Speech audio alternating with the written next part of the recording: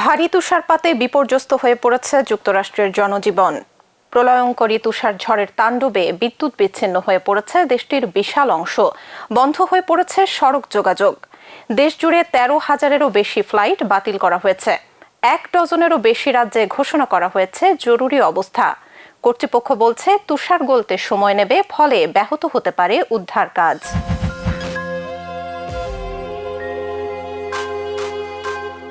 New Mexico থেকে new England, যুক্তরাষ্ট্রের প্রায় 14 কোটি মানুষ রয়েছেন শীতকালীন ঝড়ের সতর্ক বার্তার আওতায়।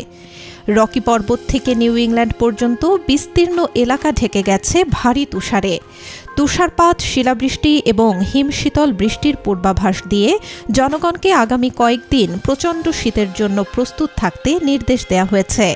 খবর বার্তা সংস্থা এপির।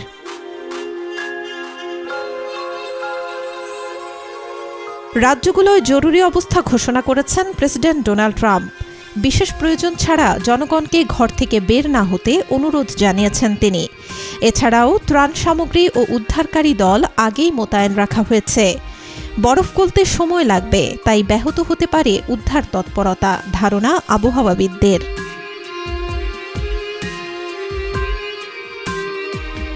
একই সঙ্গে ভয়ঙ্কর আকার ধারণ করেছে বিদ্যুৎ বিভ্রাট। ঝড়ের কবলে পড়া এলাকাগুলোতে বিদ্যুৎহীন হয়ে পড়েছেন প্রায় 1,20,000 মানুষ। এর মধ্যে টেক্সাস ও লুইজিয়ানাতেই অন্ধকারে রয়েছেন 50,000-এর বেশি। টেক্সাসের শেলবি কাউন্টিতে বরফের ভারে শত শত পাইন গাছ ও ডালপালা ভেঙে বিদ্যুৎ লাইনের ওপর পড়ায় ব্যাপক ক্ষয়ক্ষতি হয়েছে।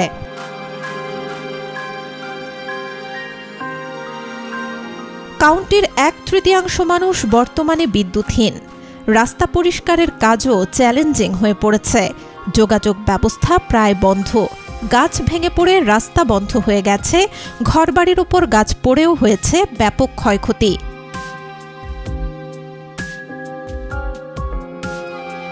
এদিকে আকাশপথের যোগাযোগ ব্যবস্থায়ও নেমে এসেছে নজিরবিহীন বিপর্যয়। গত 2 দিনে বাতিল করা হয়েছে প্রায় 13,000 ফ্লাইট। ওকলাহোমা সিটির উইল রজার্স ওয়ার্ল্ড এয়ারপোর্টের সব কার্যক্রম সাময়িকভাবে বন্ধ।